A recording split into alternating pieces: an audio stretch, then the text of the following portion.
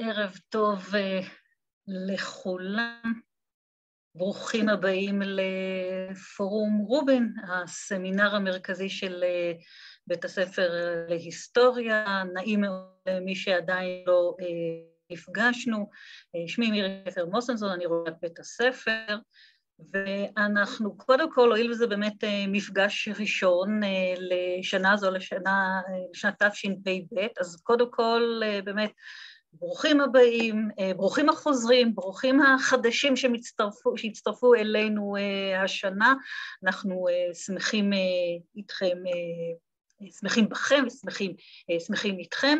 ככלל השנה הזו היא שנה שבה אנחנו ניפגש בקמפוס, בגילמן, אבל יש דברים שבהם הזום עדיין יהיה לעזרנו, למשל במפגש היום, שבו אנחנו באמת נעזרים בזום כדי לקצר מרחקים, וכך יכולים גם לארח קולגות ממקומות רחוקים שכרגע אולי לא יכולים להגיע אלינו פיזית, אבל מהבחינה הזו המפגש הזה הזומי דווקא מבשר את הבאות בהפוך על הפוך. אנחנו ניפגש בעיקר בקמפוס. אז ברוכים הבאים, ברוכים הנמצאים, שתהיה לנו שנה מצוינת, עכשיו בואו נעבור לאנגלית. Let's switch to English to welcome our esteemed guest, Professor Marashi, and I would like to ask Dr. Liora Hendelman-Ba'avur to introduce our guest speaker. So, please, Liora. Thank you, Miri. I'm very pleased and excited to open this year's forum. I would like to express my gratitude to my dear colleagues in the organizing committee for the second year in a row, Ro'i and Michal, and the delightful new members, Atara, Kai, and Inbar. I would also like to take this opportunity and thank Catherine for her significant contribution to this session. And finally, and I'm especially thankful to our esteemed guest speaker for accepting the invitation. And without further ado, I shall get to the introduction. Professor Afsheen Marashi, Farzaneh Family Chair in Modern Iranian History at the University of Oklahoma. From 2011 to 2020, he served as the founding director of the university's Center for Iranian Studies. He has also served on the editorial board of the International Journal of Middle East Studies, known as IJMES, and on the Council of the Association of the Iranian Studies. Professor Marashi's research focuses on the cultural and intellectual history of 19th and 20th century Iranian nationalism in its comparative, transnational, and global contexts. He is the author of Nationalizing Iran, Culture, Power, and the State, 1870 to 1940, published by University of Washington Press in 2008. He's also the co-editor of Rethinking Iranian Nationalism and Identity, published by University of Texas Press in 2014. His published work has also appeared in the International Journal of Middle East Studies, the Journal of Persianate Studies, Comparative Studies of South Asia, Africa, and the Middle East, Iranian Studies, and Iran Nameh. And Professor Marashi also serves as the co-editor of the book series, Connected Histories of the Middle East and the Global South at the University of Texas Press. And today we welcome Professor Marashi, and he will talk about his most recent book, Exile and the Nation, the Parsi Community of India and the Making of Modern Iran, which was published by the University of Texas in 2020. And I don't want to take any more time, but I will just say that I went over, not only read the book, but also went over the wonderful news that the book received. And I will only quote one sentence from a review by Talin Grigor, who wrote that Exile and the Nation is a groundbreaking book that bridges several otherwise separate areas of study and disciplines, thus expanding our historical understanding of Iranian nationalism And I don't think we can have any better candidate than Professor Marashi to talk about nationalism in Iran and beyond. So without further ado, Professor Marashi, thank you again for joining us, and the screen is yours.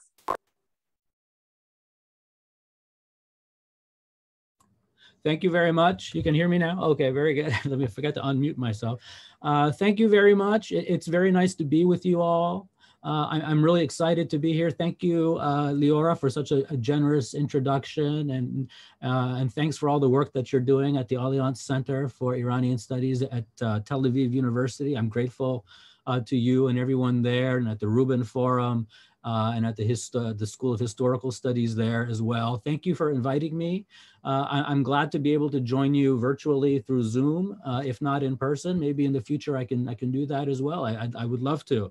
And I was just thinking of all of the colleagues and teachers and students and friends I've had who've gone through Iranian studies, through Israeli institutions. It's a long list of people that I've learned from and worked with. So I'm really happy that there's such a thriving tradition of Iranian studies in Israel. I wish there were as many Iranians studying Israeli history as there are Israelis studying Iranian history, but I guess that's another story.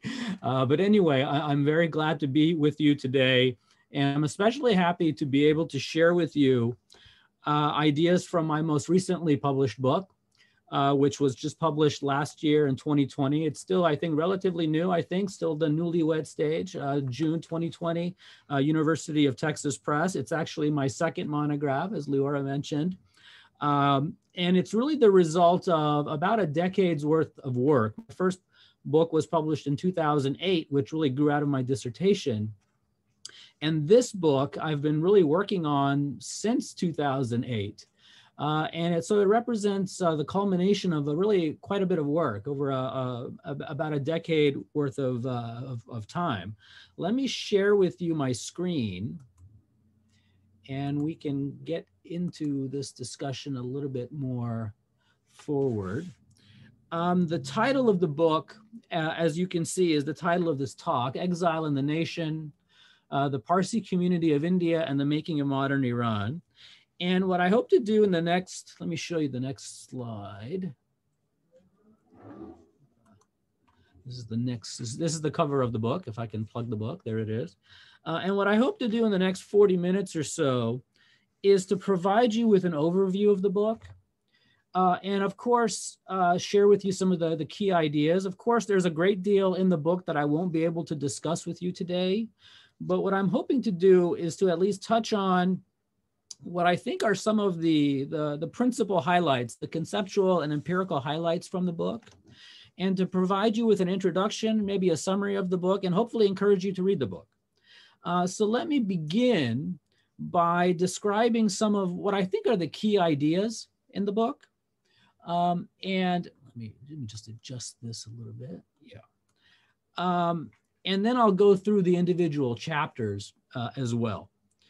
In the broadest sense, the book traces the history of the social, cultural, and intellectual exchange that took place between the Zoroastrian Parsi community of India and the community of modern Iranian nationalist intellectuals inside Iran during the early 20th century. So in a sense, the canvas of the world, the geography that I'm looking at is this broad geography of space connecting India and Iran. And as I argue in the book, it was this exchange between Indian Parsis and modern Iranian intellectuals that played a very important role in fostering a revival of antiquity in 20th century Iranian culture, and ultimately contributing to what became the official nationalism of the Pahlavi monarchy between 1925 and 1979.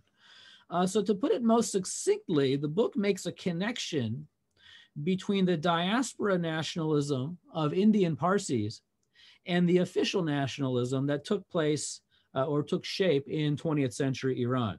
Now, I realize that most of you may very well be specialists, but I should say briefly, just for context, that Zoroastrianism was, of course, the pre-Islamic religion of Iran. After the 7th century Islamic conquest, most Iranians gradually converted to Islam. A small minority of Zoroastrians remained inside Iran, but another portion of the Zoroastrian community left Iran and emigrated to the subcontinent. And this community of migrants eventually became known in India by the ethnonym Parsi, named after the Pars or Fars province or region in Iran from where they originally came.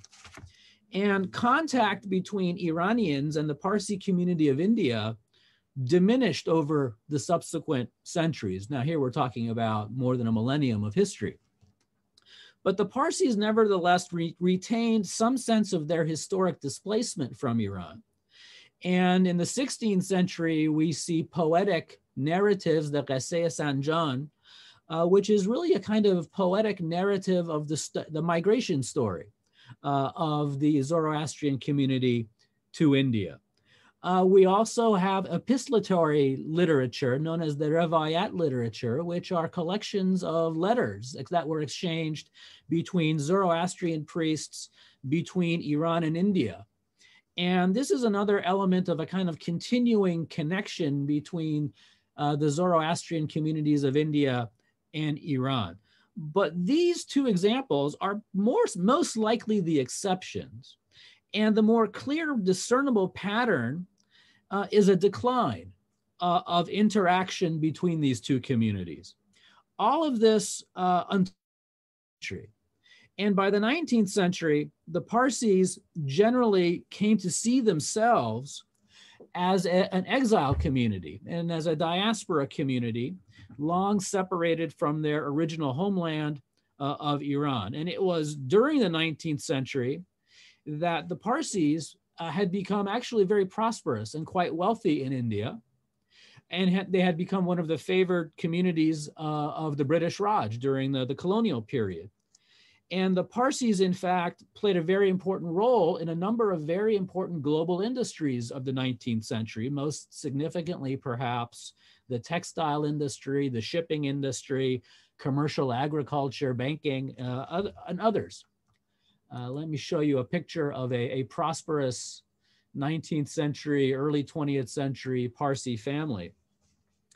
And as a result of their success, by the 19th century, the Parsi community had become prosperous. And the city of Bombay became a commercial hub for a global Parsi trading network that stretched from Bombay throughout the Indian Ocean world to the South China Sea and beyond. Now, my book only tells a very small part of this history. And someone should, and some people have written larger books about the global history of the Parsis. But my book only covers a very small part of this story. And that is, of course, one social and cultural outcome that grew out of this, which is the result of the renewed contact between Parsis and Iranians and the result of that newfound connection. In fact, the great prosperity of the Parsi community of India in the 19th century motivated civic-minded members of the community to engage in charity and philanthropic work, especially towards their impoverished Zoroastrian co-religionists who still lived inside Iran. And it's in this context that the renewed contact between Parsis and Iranians gained new momentum in the 19th century. Parsi philanthropy towards Iran's Zoroastrian community originally began in the mid-19th century. And it began initially, I can show you, with the work of this figure. This is Menakchi Limji Hataria, and his story is a somewhat well-known story in Iranian historiography. He was a Parsi emissary that was sent from India, from Bombay, to Iran in order to assess the status and the conditions, the social economic conditions of the Iranian Zoroastrians. But the Parsi philanthropy and engagement with Iran accelerated significantly in the early 20th century. Menakji Limji, you see his dates there. But by the 1920s and the 1930s, the contact between Parsis and Iranians accelerated dramatically, especially during the Reza Shah period. And so the first of the key ideas of the book that I try to develop is that what began as charity and philanthropy quickly became something else. You know, what began as efforts to rebuild fire temples and provide medical services, medical clinics, basic education, quickly evolved to become something much more significant and became a real cultural and intellectual engagement between Parsis and Iranians during the first several decades of the 20th century. Most of the individual chapters of the book detail this transition from Parsi religious philanthropy to this broader cultural and intellectual exchange between Parsis and Iranians. And the effect of this cultural exchange was ultimately spark a broader Iranian curiosity about Zoroastrianism, as well as Iran's pre-Islamic heritage, among especially an emerging class of Iranian literati, activists, and nationalist intellectuals.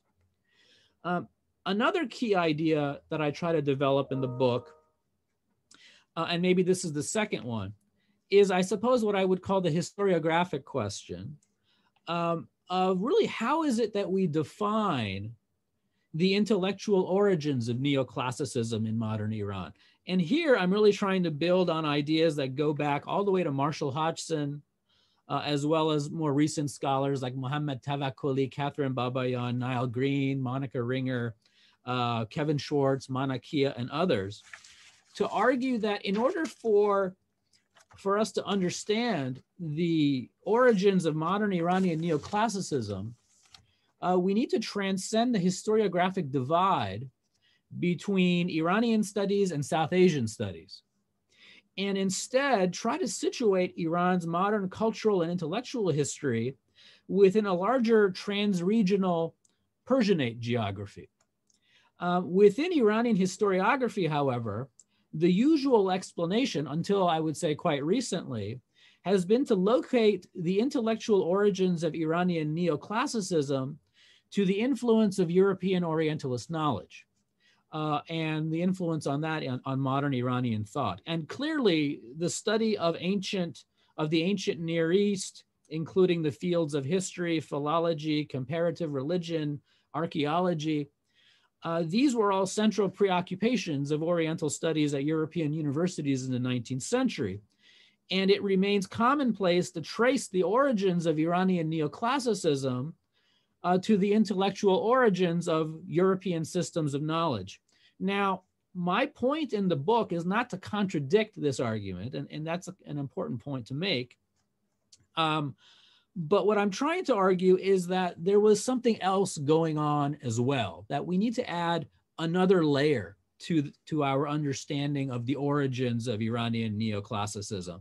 And so what I'm hoping to do is, in a sense, to decenter the historiography of modern Iranian intellectual history away from a narrowly Eurocentric preoccupation, and instead try to describe the cultural genealogy of Iranian neoclassicism that accounts for a broader set of cultural and intellectual entanglements of Iranian thought with multiple systems of knowledge, in addition to British, French, and German Orientalism. And so one of the key ideas in the book is that in order to understand the revival of Iranian antiquity, we need to take into account this Iranian encounter with the Parsis and with the culture of India and the role which that played in shaping neoclassicism in modern Iranian thought.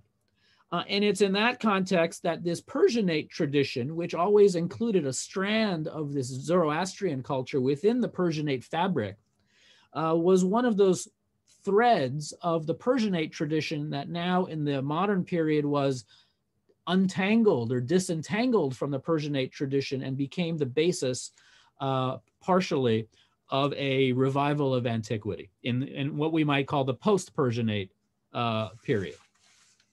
Now, let me add one more key idea before I go into a discussion of the individual chapters. And that's the book's focus on the social, material, and economic mechanisms that enabled the Parsi engagement with Iranians. Now, as I detail in the book, in addition to philanthropic motives, the Parsi-Iranian encounter was greatly facilitated by a number of new important technologies of the 19th century and early 20th century.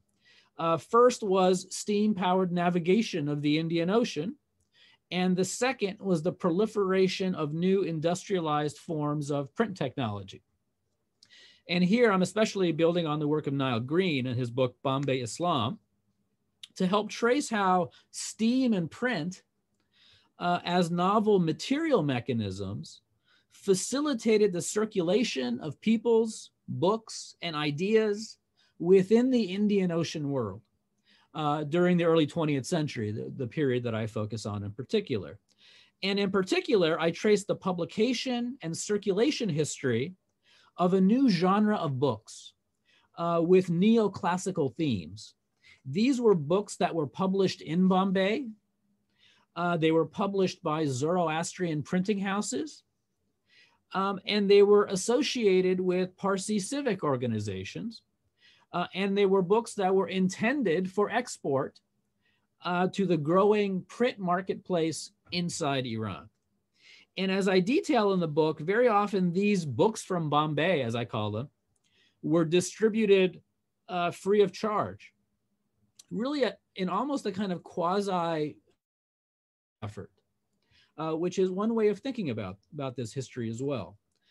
And this is what I call in the book, not print capitalism following Benedict Anderson, but what I try to call in the book print philanthropy that was inspired and modeled on perhaps, and I try to make the argument in the book, this type of print philanthropy was modeled on publishing efforts of Christian missionaries in India, whom the Parsis were very much aware of and interacted with and learned from.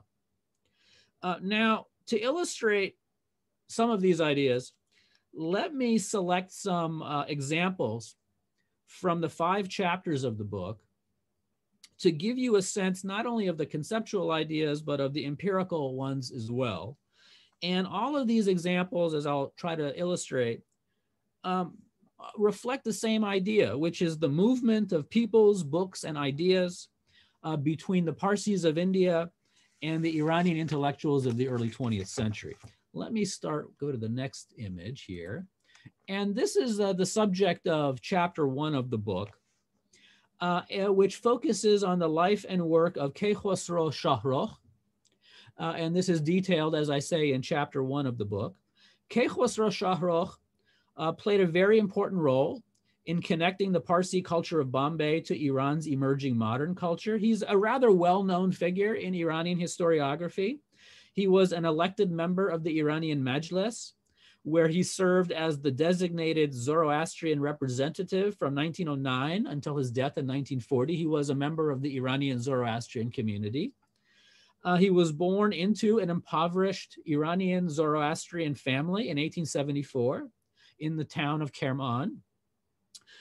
He was, as I say, not a Parsi. He was from the local Iranian community of Zoroastrians. But his life was very much changed and affected by coming into contact with the Parsis while he was still a very young man.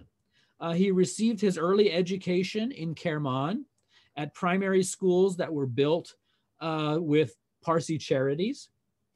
He later traveled to Tehran through Parsi scholarships, and eventually he traveled to Bombay, again with funding from Parsi scholarships, where he continued his education in Bombay at Zoroastrian schools in Bombay. And the school that Kaykhosro Shahrokh studied at in Bombay was a primary school, or it was actually a college, but it was primarily intended, it was a school that was primarily intended for students in the growing Parsi middle class of Bombay. And it had as its basis the curriculum was a reformed Zoroastrianism. So Kei Khosrow Shahrukh was very much influenced by the curriculum of a kind of reformed Zoroastrianism that was taught at the Bombay schools. Let me show you the next slide. Most significantly, Kei Khosrow Shahrukh published two very important books. The first one you see on the left is the Ainea Aine Mazda Yasna, which you might translate as a compendium of Zoroastrian beliefs. And it's structured very much as a catechism, in fact. And it poses questions and answers about the faith as a kind of introduction to the faith. Shahrukh also wrote another book, a second book called the Furugamas Yasna, it's the Illumination of the Zoroastrian religion, which includes a series of introductory essays written by Shahrukh, and it also includes some translations of European and Parsi essays about Zoroastrianism as well. These two books were written between 1907 and 1909. They were published with the help of Parsi philanthropists, and they were published both in Tehran and in Bombay. And they had a significant circulation inside Iran, and they were given away for free very often, especially to non-Zoroastrians. They were also used as textbooks in the new Zoroastrian schools that were developing during this period. They were written in Persian, and they were intended for Iranian audiences of readers as primers or as introductions to Zoroastrianism from a modernist, reform-minded perspective. And very much the non-Zoroastrian audience was a very important part of the audience for these books. Both of Shahrukh's books produced a radical new interpretation of Zoroastrianism for Iranian readers. And they tried to dispel what were now understood to be misunderstandings of Zoroastrianism that had been born out of prejudice or medieval religious polemics against Zoroastrianism. Zoroastrianism was defined by Shahrukh as a monotheistic faith that was rooted in an ethical system that was compatible with modernity. It de-emphasized religious law, priestly authority, and ritual. Instead, the themes of an ethical monotheism, universalism, pluralism, ecumenism, these were all themes that were very much highlighted in both of these books. Shahrukh, like his Parsi teachers in Bombay, was constructing a kind of Zoroastrian Protestantism, as Monica Ringer has described it, that was in some ways compatible with ideas of normative religion of the early 20th century. And also romanticized the pre-Islamic period of Iran's history as a kind of proto-modern golden age that was worthy of revival. That idea is also very much part of both of these books. For non-Zoroastrian readers inside Iran, these two books played a very important role in sort of piquing the curiosity regarding Iran's classical pre-Islamic heritage. Now, let me say something about chapter 2.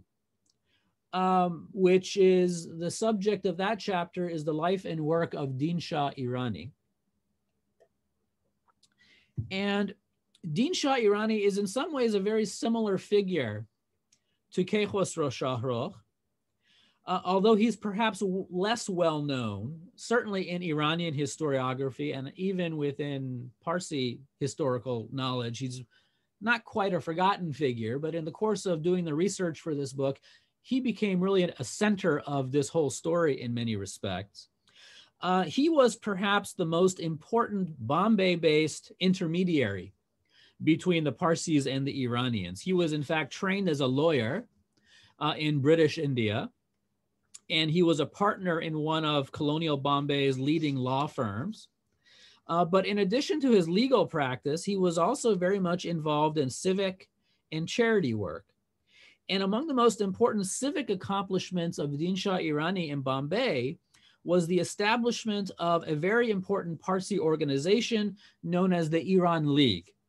And let me show you the next slide.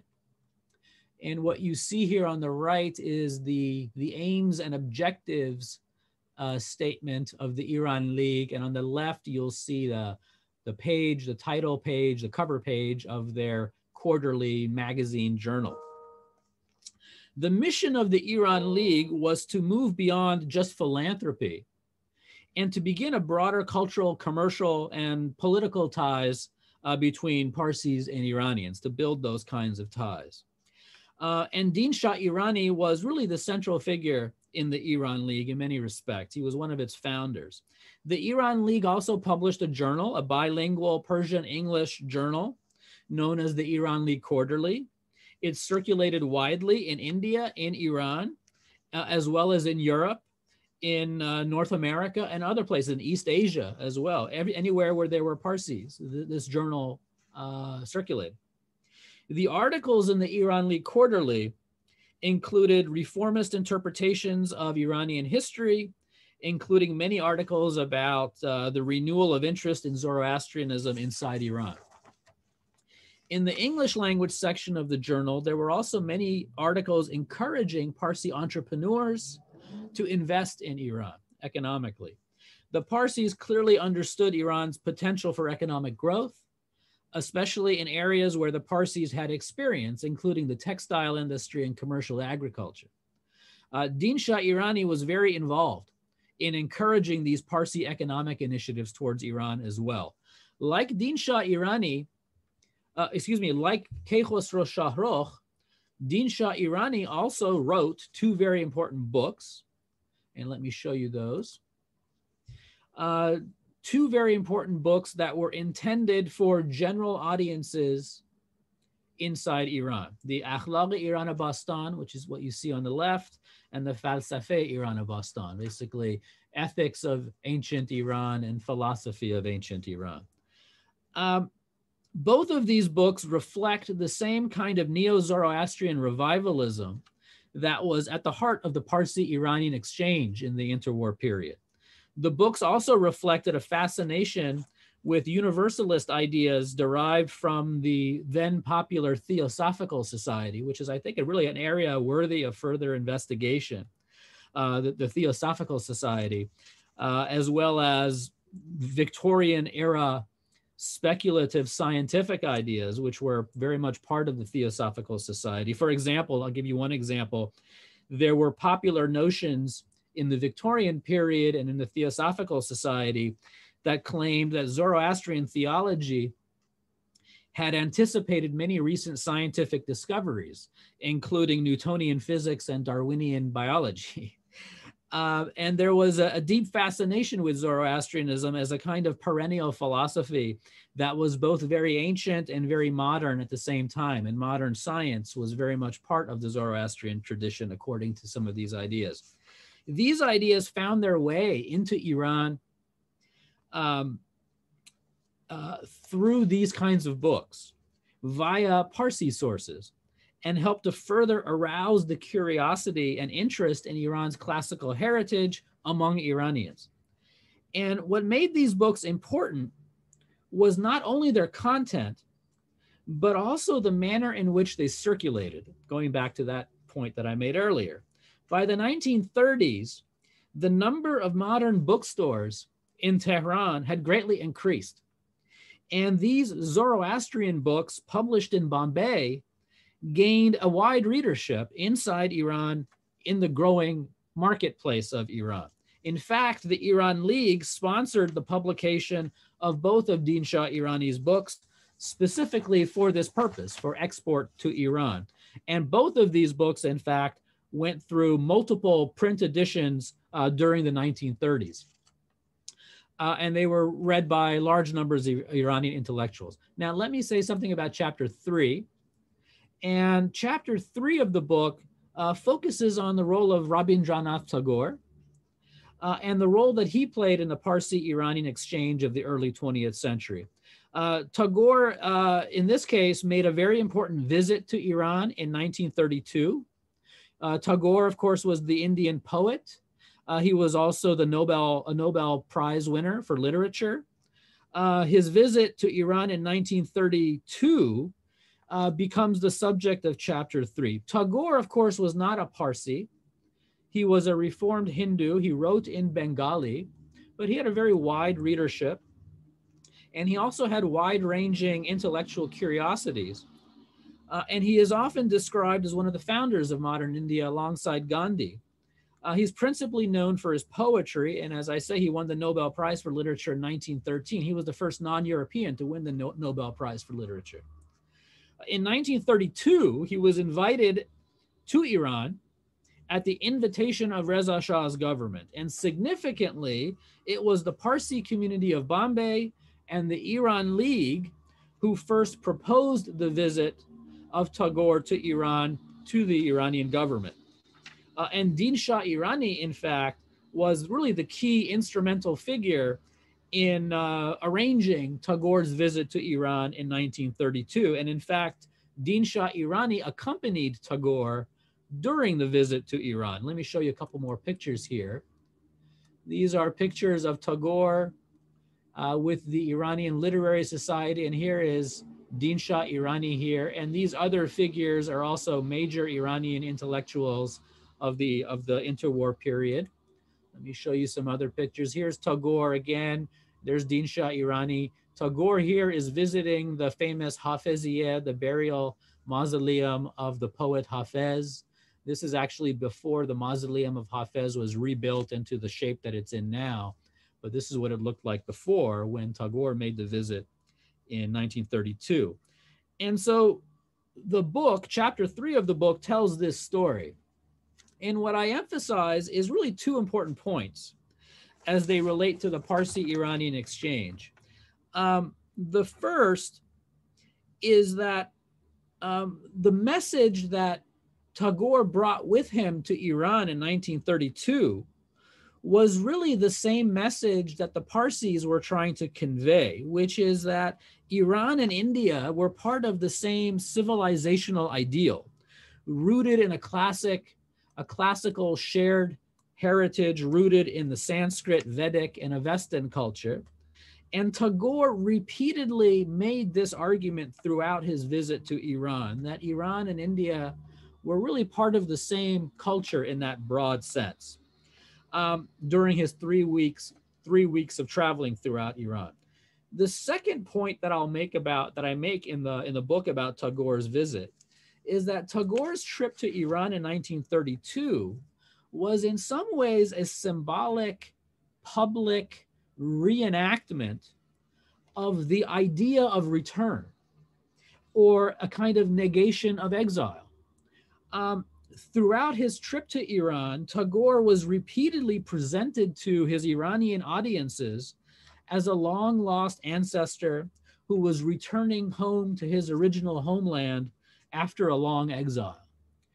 And this was, of course, precisely how Iranian nationalists and the Parsis of India saw their own relationship. The Parsi community had rediscovered their connection to Iran and were increasingly seeing a kind of longing for a return, a remigration, a repatriation to Iran. Let me show you another popular image. This was published in the Iran League Quarterly, and what you're seeing here is a graphic depicting Parsis returning to Iran. And here is Reza Shah standing at the shores welcoming Parsis returning to Iran, and here is Zoroaster himself hovering above Reza Shah welcoming the Parsis to return to Iran. This idea was very much part of the Parsi-Iranian exchange, and it was reflected and symbolized in Tagore's trip in 1932. Very much represented that idea. In fact, the Parsis were actively thinking very seriously about this idea of return. And in fact, the region of Khuzestan in the southwest of Iran was a region where Parsis actively explored the possibility of purchasing land for the establishment of a permanent Parsi settlement in the Khuzestan region as a place to welcome Parsis returning to Iran as part of this idea of a negation of exile. Let me say something about chapter 4 of the book. And in this chapter, I discuss the life and work of Ibrahim Pur-Davud. And in some ways, this chapter, or the contribution that Pur-Davud makes to this story, is that he really represents the most important outgrowth, or the greatest product of the intellectual exchange between Iran and India and the Parsis during the interwar period. Today, Ibrahim Purdavud is acknowledged as one of the pioneering intellectuals of Iran's 20th century culture of neoclassicism. His major contribution, as it is known and remembered today, is his translations of the Zoroastrian religious texts into the New Persian language. Since knowledge of Avestan and Pahlavi had declined inside of Iran, Purdavud's translations of these Zoroastrian religious texts into New Persian made these ancient texts available for the first time to Iranians. And what I argue in the book is that Purdavud's engagement and interaction and involvement with Parsi scholars and Parsi priests and Parsi activists and intellectuals really laid the groundwork for these New Persian translations of the Gathas in particular that Purdavud is most famously acknowledged as producing. And as I say, going back to the first idea that I made, is that Purdavud's intellectual genealogy is usually sort of associated with the tradition of European Orientalism. But what I try to argue in this book is that in addition to his engagement with French and German philology and history, Purdavud was also intimately connected with the tradition of Parsi scholarship and the Parsi tradition of intellectual history in India. Let me say a little bit more about that. There were two very important Parsi influences on Ibrahim Purdavud. The first is this person, Madame Kama, as she is known. Madame Kama was an activist, a Parsi activist and civic leader. She was from a wealthy Parsi family. She was actually the daughter of K.R. Kama, who's probably the most revered Parsi scholar of the Zoroastrian reform movement. And she was also very much an activist and an intellectual. And Purdavud met her and interacted with her during his time in Paris, when they were both living in Paris. And Purdavud himself says that his initial fascination with learning about Zoroastrianism came as a result of the inspiration that he got from meeting Madame Kama in Paris. She was an activist, a publisher, a leading Parsi intellectual of her time. The second important Parsi influence on Purdavud is this series of events that happened in 1924, 25, and 26, when the Parsis, in fact, invited Purdavud to come to Bombay, where he lived for almost 3 years. And he interacted with the Parsi priests and intellectuals. And in fact, Bahram Ghor Anklasaria, the figure you see on the right there, on the upper right, is among the most important of the intellectual associates that Purdavud had. Here's Purdavud here being welcomed in Bombay. Here's Din Shah Irani again, who was the key figure that organized Purdavud's trip in 1926, 24 to 26. Down here, you see Purdavud. If you can see my cursor, I'm not sure if you can see my cursor moving, but Ibrahim Purdavud is here at the fire temple in Udvada, which is maybe the most important fire temple among the Parsis. And there's Din Shah Irani again.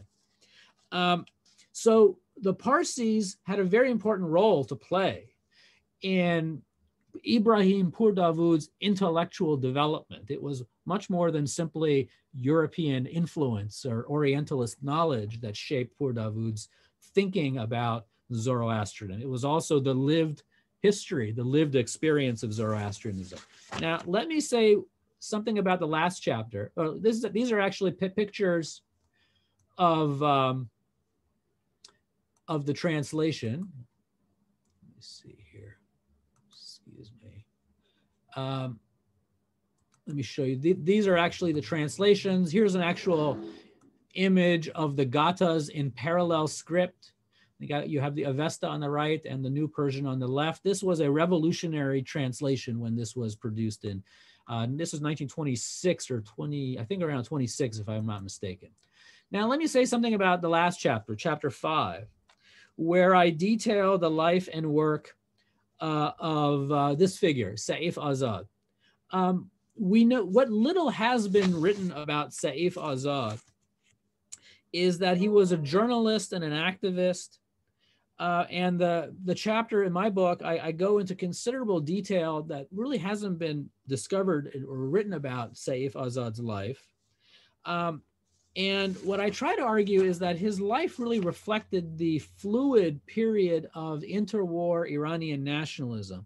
When Saif Azad is discussed in Iranian historiography, he is usually referred to and remembered as the principal propagandist for the Nazi ideology in Iran in the 1930s.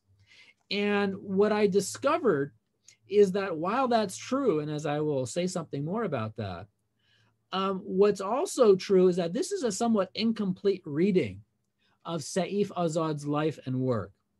In fact, his first published work was as a journalist for a journal published in Berlin called Azadi Sharg. And this was a kind of proto-third worldist newspaper that combined really a kind of Islamist language, Bolshevik language, and language of nationalism to create a kind of anti-colonial rhetoric, really a kind of proto-third worldism as I try to describe it. But what I also describe in this chapter is that by the 1930s, Saif Azad his time in Berlin wasn't going well, and he was beginning to reach out to look for new patrons. And he found the Parsis of Bombay.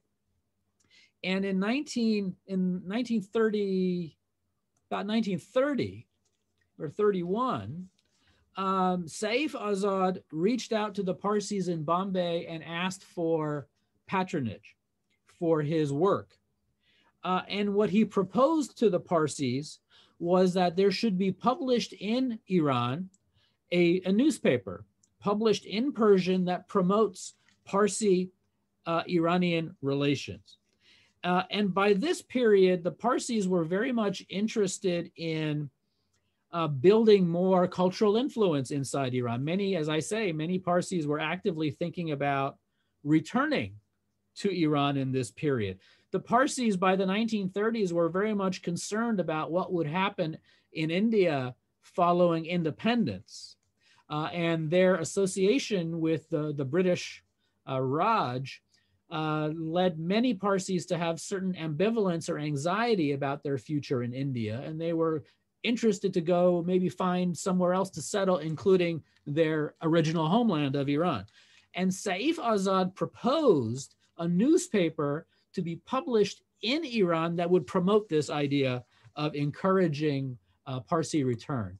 And this is the newspaper. This is Iran-Bastan, the famous Iran-Bastan, 1932. And what I argue in the chapter is that during the first year or so, it was a rather short-lived newspaper, but for the first 9 months of its life, this newspaper was what I would call a pro-Parsi newspaper. It featured prominent biographies of Parsi philanthropists and business leaders. But what I also argue is that in the fall of 1933, the content of this newspaper suddenly changed. And it's only from this later period in the second year of the newspaper's publishing history that the Iran-Bastan newspaper becomes a vehicle for Nazi propaganda. And you can see it very clearly in the masthead, where you see references to the emergence of the Nazis and lots of coverage of Hitler and the Nazis in Germany. But what I argue in the book is that for the first, let me actually go back here, excuse me. What I argue in the book is that this only happened later, and that there was a sudden transition from a pro-Parsi orientation of the book to this new radical nationalist take in the newspaper. And this goes back to the last of the key ideas of the book, which is that while there was growing contact between Parsis and Iranians to help build cultural, ideological, and economic bonds, the Parsis always had much more liberal, democratic, pluralistic, ecumenical understandings of Zoroastrianism than Saif Azad did and the radical nationalists did. The political outlook that had been forged by the Parsis in India was one that was liberal and ecumenical and pluralistic. Inside Iran, however, the revival of antiquity as a cultural and ideological project always had multiple different political trajectories for Iranian nationalism, which included both a liberal democratic ideal as well as a more conservative, right-wing, you might say, fascist form of Iranian nationalism. And by the mid-1930s, it was this more conservative, right-wing form of Iranian nationalism that was becoming ascendant. And ultimately, part of the story that I tell in the book, and this is the idea that I'll leave you with, the Parsis and Iranians were in the end, despite all that they thought that they had in common, were in the end ultimately unable to understand each other. And it was the shifting political contexts of Iran and India in the 1930s that prevented a more permanent or enduring connection, much less a return or remigration to Iran on the part of the Parsis. I think I will stop there, and I'd be happy to take your questions. Thank you very much, Professor Marashi. And I see that questions are now coming in the chat.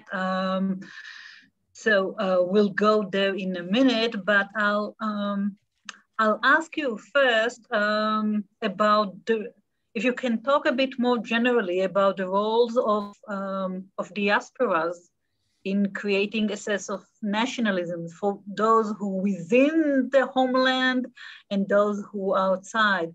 To what extent the Parsi case study is unique, or perhaps it's a model that talks about other Iranian diasporas or other diasporas for other nationalists. That is very much in the forefront of the way I'm thinking about this book, is that it is very much a case study of diaspora, there are other Iranian diasporas in the contemporary world, but among the historic diasporas of Iranians, certainly the Parsi is the most significant. And in that sense, it's a very interesting case study, because as the argument that I make in the book, and I tried to give you some sense of it here, is that in some ways, the Parsis had everything a diaspora nationalism would need. There was a fully developed, historical connection, a fully developed cultural and intellectual idea of a homeland. They had vast resources at their disposal to promote this kind of revival of returning and remigration to Iran. And they made very important steps to it. But in the end, it was, I would say, only a partially successful project of diaspora nationalism. The Parsis themselves, very few of them, and I don't know if I'm anticipating some of the questions, but in other talks that I've given, people always ask, well, did the Parsis ever return? And the answer is very few of them did. Some of them did, in fact, but very, very few. But in a sense, by that standard, the Parsi diaspora nationalism was a failure. Because the negation of exile in that sense didn't happen in this case of diaspora nationalism. But the Parsi diaspora culture that it produced did have a role in shaping the official nationalism of the Pahlavi period. And so by that measure, that's the way this particular case of diaspora nationalism, I think, can be interpreted and assessed as a failure on one account, but a success in this other dimension.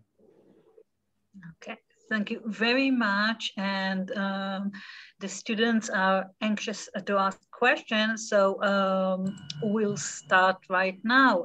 Sergey, would you like to ask your question, please? Thank you for a very interesting lecture. My name is Sergey from East Asian Studies Department, and my question is, did the Zoroastrian community in Iran enjoy equal rights with the Muslim population? And if not, did it influence the relations between the Indian Zoroastrian community and the Iranian Muslim community? Yes, it's a very good question, and it is something I talk about in the book. I mean, in a sense, in the 19th century, which is that first phase of the Parsi engagement with Iran, which is the period that I don't focus a great deal on in this book. My focus is really on the 1920s and the 1930s, which is the period of really the cultural intellectual engagement.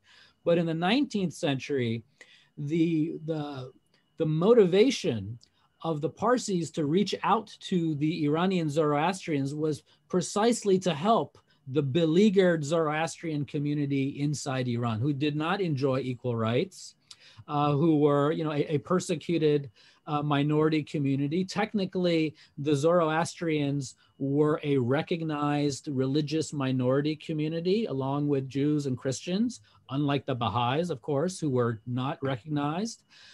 So by that standard, the Zoroastrians did enjoy some acknowledgement of them as a religious community, but in a practical sense, there were a whole series of restrictions on the lives of Zoroastrians. And among the things that the Parsis were most interested in doing was, and they succeeded in doing this, was I think it was in the 1870s, about 20 years after the initial philanthropy of the Parsis towards Iran. In the 1870s, they successfully lobbied for the abolition of what's known as the jizya, which is the non-Muslim tax. And so from the 1870s, the wealthy Parsi Zoroastrian community began to lobby the Iranian monarchy to no longer apply this tax on the Zoroastrian population. And I don't know all the details of it. I think in some ways, the Zoroastrians paid the tax on behalf of the Iranian Zoroastrians, so the Iranian Zoroastrians wouldn't be taxed. But those kinds of initiatives were the kinds of efforts that the Parsis were trying to do to improve the living conditions and the legal and social and economic equality of Zoroastrians in Iran. And to some extent, it really succeeded. By the end of the 19th century, and if we look into the early 20th century, what we really do see is a marked improvement in the social and economic status of Iranian Zoroastrians. We see this in a number of ways. Most importantly, we see within Iran a migration of Iranian Zoroastrians from the cities of Kerman and Yazd, which were their traditional cities, their homeland within Iran. Those were the concentrated areas, and they begin to migrate to Tehran. And the migration to Tehran really gave them more economic opportunity. They became eventually integrated into the middle class. This is fast forwards into the 20th century and really into the middle parts of the 20th century. We see the emergence of a Iranian Zoroastrian middle class. And a large part of that is sort of rooted in this Parsi effort to improve the social conditions of Iranian Zoroastrians. Thank you very much. The next to ask her question is Catherine, so please go ahead. Thank you. Thank you so much for this fascinating talk and sharing your very important research with us. I have two questions, and one is, and you've mentioned it a little bit about the Nazi ideology and the influence of this whole idea of Aryanism on that discourse and on that movement. I was wondering if you could elaborate on how that might have changed after the Second World War. And the other question is aiming at the changes that have been happening ever since in the Parsi community, in what way this intercultural encounter might have changed their religious practice or their cultural practices. Yes, I mean, I can say a couple of things about that. I mean, this book really ends when World War II begins. And in some ways, the story that I'm telling is sort of terminates in 1939, really. And certainly in that period, you know, there is a fundamental change in how sort of the ideology of Aryanism is used. You know, one of the arguments that I make in the book is that even an idea like, you know, of race or Aryanism was understood in very different ways among the Parsis and among the sort of conservative, you know, crypto-fascist Iranians. From the Iranian conservative, someone like Saif Azad, it was very much a kind of, you know, a politicized racial identity that critiqued non-racial Iranians, in particular, certainly Arabs and certainly Iranian Jews. But for the Parsis, you know, looking at the way the idea of race is used in Parsi language, in Parsi discussions, it was never exclusivist in the same way. The Parsis sort of had a kind of idea of having a cultural and even a kind of racial blood connection to their ancient homeland. But for them, they were able to sort of maintain that language that included a kind of cultural, ethno-racial linguistic understanding, and include that as part of a larger, what I would call a kind of ecumenical pluralism. And you see that kind of use of even the Aryan idea. In the book, I call it, it might be I don't know if it's a controversial term, but I use the term liberal Aryanism. And that's essentially how the Parsis used it. It was, yes, it was part of their racial self-understanding, but it wasn't exclusionary or based in a kind of prejudice towards others. In Iran, certainly there was a much wider range of usage of the Aryan idea. After World War II, it's difficult for me to say how things changed after World War II. Other than I will say, you know, I think what does emerge after World War II, and this is something I'm hoping someone will do research on this. It's probably not something that I will ever pursue, but I think it would be a very good research project to look more closely at the history of what I call heritage tourism in Iran as it relates to the Parsis. And after World War II in particular, we see a very large tradition of Parsis who begin to travel to Iran, not as a kind of permanent migration, but for what I would call heritage tourism. And in a sense, that's what happens in the post-World War II period. The Parsi experience, they either migrate never to Iran, they either come to North America or to Western Europe or to Australia, or they stay in India, and their connection to Iran becomes one of occasional heritage tours to go visit the archaeological sites and the ancient homeland.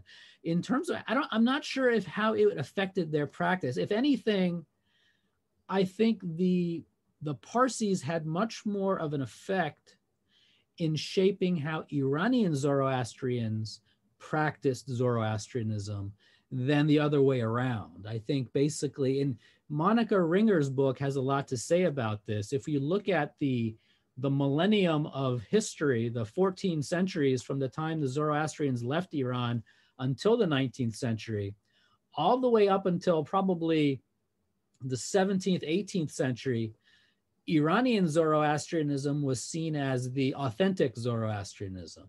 But after the 17th century, Indian Zoroastrianism grew to become the more authoritative form of Zoroastrianism, largely as a result of the decline of Zoroastrianism inside India, and really the growth and flourishing and the scholarly tradition, and ultimately the reformist movement of Zoroastrianism in the 18th, 19th century in India gave Indian Zoroastrianism a more prominent role in defining a kind of modern Zoroastrianism. So I think the influence was very much in the modern period from India to Iran rather than the other way around, even in the post-World War II period. the issue of heritage tourism that you have just mentioned, I think it's a very interesting idea to think of. I think it plays an important role here in the Middle East, probably elsewhere, but here in the Middle East, we are very much aware of it, certainly in Israel. Of course, yeah. That's another point of comparison. I've given this talk before, and of course, you know, the parallels between, you know, history of Israel and the Parsi experience, it's very stark in that respect. And I always make the case, essentially, you know, the Zionist experience is probably the most successful example of a diaspora nationalism that succeeded. By comparison with the Parsis, don't quite measure up by that standard. But a lot of the cultural patterns, you can see how this would be a case study that could be comparable to the history of Zionism as well. Okay, thank you. And certainly heritage tourism plays a very important part of that. Yeah. Omer, please go ahead. Thank you, Mary. Thank you for a fascinating talk, and thank you for your broader work on Iranian nationalism. I'm interested, I'm a PhD student on Iranian modern history, and I'm interested in how the Islamic Republic, specifically the historiographic of the Islamic Republic, has looked and described the diaspora nationalism, and especially given Khomeini's origins and relation to India. That's a very good point, a very good topic, certainly a topic worthy of further research, and you will find no shortage of source material on this.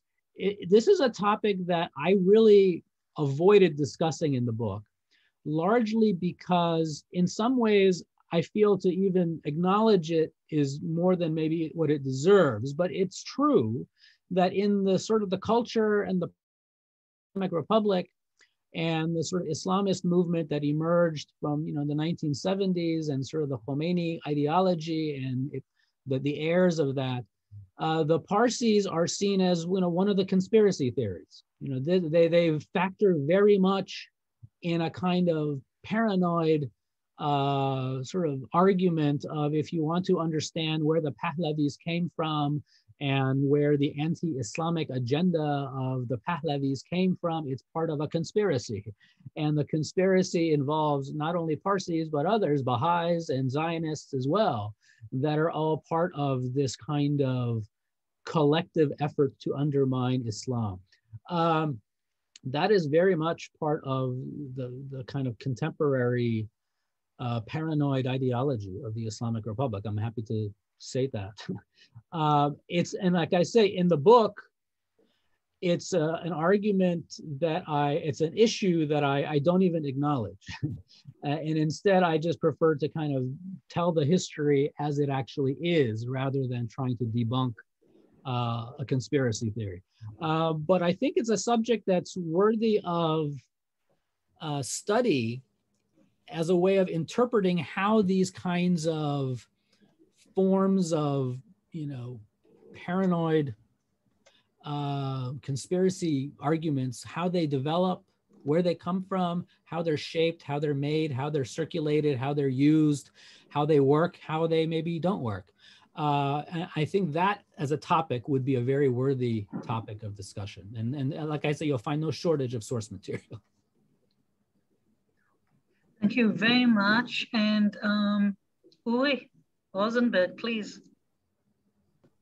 Thank you for your fascinating talk. My question is connected to the previous question, actually, and it's about the pushback against this connection of the Parsis and Iran. Now, you talked about after 78, but I'm wondering if there were other pushbacks at that time from conservative Shia clerics, or from maybe even Iranian, Indian Parsis, which didn't want to be affiliated with Iran, but saw themselves as indigenous, or any other pushbacks that people that didn't like this thesis.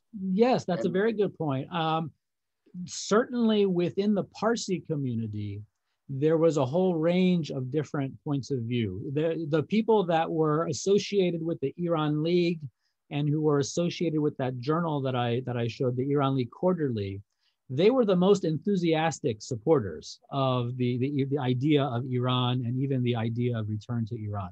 But there were others that were very skeptical of the idea. And you see that even in the sources, the Parsi sources themselves. And you can understand why. I mean, the idea of, picking up and leaving India and going to Iran, an Islamic Shiite society, and becoming a minority there. I mean, where would you rather be a minority? In India, where the British are ruling, and maybe, after independence, there will be a Hindu majority with a large Muslim minority, and the Zoroastrians will be a minority there, or to be in Iran and be a Zoroastrian minority there, and who knows what will happen. The Parsis had a great ambivalence. Many Parsis had great ambivalence. And it's ultimately the reason why today you'll find more Parsis in London and New York and Toronto and Los Angeles than you will in Iran, because ultimately many Parsis did leave India, but they didn't go to Iran. They went to other places. They went to Western Europe, or they had other opportunities and places to go.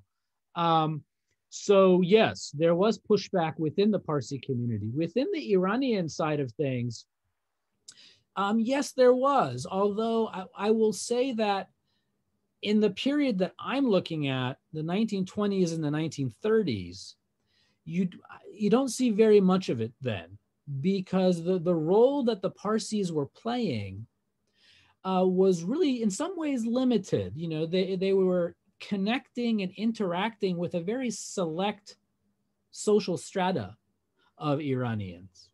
And it was, those modern secular, Iranian literati who were interested in learning about Zoroastrianism and the Parsis. And so the awareness of Parsis being involved in the cultural life of Iran in the 20s and 30s, I think it was still only at the level of philanthropy and cult. They built hospitals, they built schools, those kinds of things, which were hard to criticize. It wasn't the cultural influence hadn't sort of become public in the way that maybe after World War II, really, during the period of Mohammad Reza Shah, when this now becomes the official nationalism in the 1960s and 70s. By that point, that's when you see the pushback. But the pushback isn't against the Parsis. The pushback is against Pahlavi nationalism.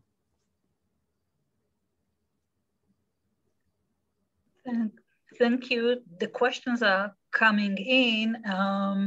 Liora, please. Yes, thank you. I have many questions, but I'll try to relate to two that I find most interesting. I would like to relate, and this is coming from the book you've mentioned, Davud, and I was surprised to learn that he received death threats when he advocated the ending of the mandatory instruction of Arabic in Iran's public school system. And I wanted to ask if this was an isolated death threat or threats or risks that these intermediaries of neoclassicism in Iran at that period witnessed, or it was broader and it needed the power of the state in order to make it into more normalized acceptance of Iranian nationalism. And the other thing is that I'm sorry, I'll take the second question as well. You just mentioned that they were initiating the establishment of hospitals and schools, and this evokes the idea of the missionary activities in Iran. And one of the interesting things that most recently I found out that there was a lot of activity. In fact, Henry Martin, who was sent from England to India to work and distribute the gospel, decided after 2 years in India to go to Iran and study Persian in order to translate the New Testament into Persian, in order to influence the Indians, not the Iranians. So I believe that there are a lot of correlating aspects here in the way that they try to act in or initiate their activities in Iran. Now, my question is, were they involved in, let's say, conversion as well, or spreading the ideas of Zoroastrianism back into Iran, or they did not try to take any role in that regard? So.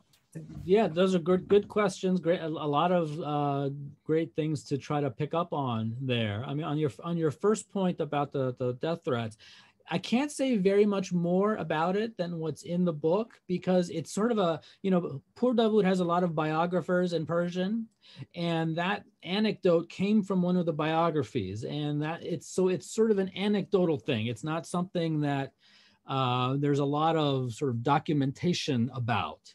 But it's true that certainly by the time Pur Davud died in 1968, he was seen as a kind of conservative figure of the older generation. And that's really part of what I try to mention, or what I try to suggest in the conclusion, where I bring up that anecdote, is in the 1920s and the 1930s, this new culture of neoclassicism was really a kind of revolutionary utopian idea. And over the course of the next 5, 6, 7 decades, it became a kind of establishment ideology. And by 1968, younger radical Iranians who were looking for revolutionary ideologies weren't really gravitating towards the utopian ideas of the 1920s. And by that point, by 1968, Pur Davud had become, as I say, a kind of conservative figure. And the new revolutionary movements of that period, the left and the Islamists, were really gaining momentum by the late 60s. And so that anecdote is sort of put in there to capture that idea of this generational transition that was happening by the end of the 1960s. And that's why, one of the reasons why I tried to write this book is to kind of document where this culture came from, or where this political movement came from. It's sort of remembered today, even in the historiography, in its later conservative phase of the 1960s and 70s that was eventually overthrown in 1979.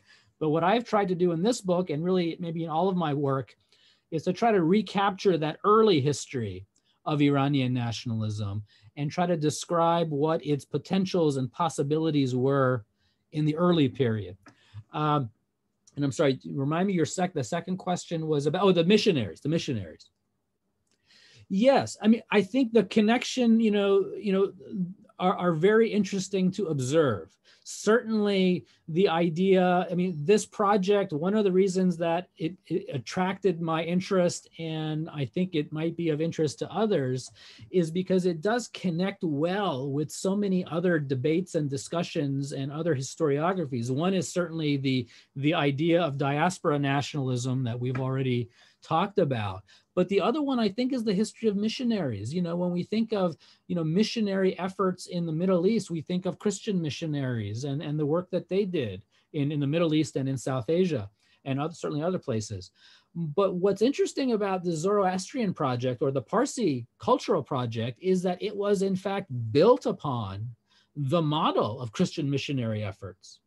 But I can't make the argument that they were intending to convert Muslims to Zoroastrianism. I'm sure there are examples of that, but their primary focus, and I think it's sort of well presented in the source material, was to improve the condition of the actual Zoroastrians that were in Iran, and that was a big enough job to do. But beyond that, was not a kind of religious conversion, but in some ways something that was just as good, which was a kind of cultural conversion, or a cultural awareness to revive the pre-Islamic cultural identity of Iranians and sort of bring that into a kind of secular nationalism. And in that sense, that was a kind of missionary project, and it did succeed to a large extent. But I think looking at the history of the role that missionaries played in India and how it shaped Parsi thinking is a very important idea, as well as the Theosophical Society that I mentioned is another, I think, an area worthy of further investigation. I would like to pose two questions that are more methodological. Okay. One is about periodization. The other one is again about diasporic minorities. Yeah. With regard to the first, you end your narrative in World War II. Which is of course a momentous event and affects Iran as well. We can think of the Anglo-Iranian, Anglo-Soviet invasion in the early 40s and so on. But it's an external event. It does not emanate from within the narrative, which goes to Parsi sources and would like to narrate the narrative as they saw it. So why did you choose that particular event? And with regard to the minorities, you talked about the relationship between the Parsis and their homeland, but what about the relationship with other Iranian communities, with the Iranian world? In what extent did they wear a minority or diasporic with regard to the general Iranian world, which is wider and broader than Iran itself? Okay, yeah, both are interesting points. I can try to say something about them. In terms of the methodological question, I think my book really tries to look at the Parsi involvement in Iran. And in a very important way, World War II really does bring that involvement to an end. For a number of reasons. I mean, one, obviously it was so disruptive for the world, but for the Parsis in particular, because of course, after World War I, India does become independent and the Parsis become a kind of, a different kind of community after World War II, I should say. They become, much more concerned about their future, and it's not going to be connected to Iran in that period. I'm trying to think how I make the argument in the book. I mean, the way I make the argument in the book is that the Parsi involvement in the 1930s in Iran really became a kind of model for Iranian modernization. But that project really ends with World War II. And after World War II, the main model of modernization and culture and economic and social reform in Iran really becomes the United States. And it's the sort of politics and the culture of the Cold War comes to shape Iran's internal politics in that period. And the Parsis didn't have a role to play in that. In some ways, the argument that I'm actually in the middle of writing another paper right now that touches a little bit more narrowly on the economic involvement of the Parsis. And the economic involvement of the Parsis in the 1930s was growing. And it comes to an end right in 1939. When 1939 happens, the Parsis are no longer interested in investing in Iran. But all of the projects, the economic investment project, infrastructure, agriculture, industry, all the things that the Parsis were also trying to do, those things end in 1939. But after World War II, they begin again. But this time, it's not Parsi investors, it's American investors. And it's basically the American developmental economic project that comes to shape Iran's politics. So I think World War II is an external event, but it shaped how the Parsis interacted with Iran and how, as a result of World War II, new players entered into Iran's political and cultural and economic development. And I'm sorry, the second question was about, remind me quickly. The relationship between the diaspora, the Parsi diaspora, not to Iran, but to the Iranian world. In some ways, I'm not sure if I've seen a great deal of focus of the Parsis outside of Iran. And in some ways, it's because their focus really was with, sort of historic, Persepolis. It's sort of the actual archaeological sites. When when, you know, Parsis go on heritage tours, they go to very specific places. They go to the archaeological sites on the Iranian plateau. And in some ways, that is sort of the core of what they see as their Iranian homeland. You know, Parsis, of course, were, you know, had other communities in many other places, and in East Africa, in the Yemen, and East Asia. But those places were also part of the diaspora. They weren't part of the they were part of the displacement from the original homeland, which ultimately was really not only Iran, but within Iran, a specific place within Iran. You know, the original Iranian Persepolis region. Okay, thank you very much. We are coming to the end of this very interesting Thank you. First meeting. I want to thank you, Professor Marashi, for taking the time and joining us on Zoom. I want to thank the committee that is behind the fascinating program for this semester and the next semester, Dr. Liora Hendelman-Bavur, Dr. Michal Shapira, Dr. Ro'i Zohar, Kai Shamoshko, Atara Cohen-Linder, Inbar Trul-Darbul. Thank you very much for taking the time and effort for organizing Forum Rubin this year.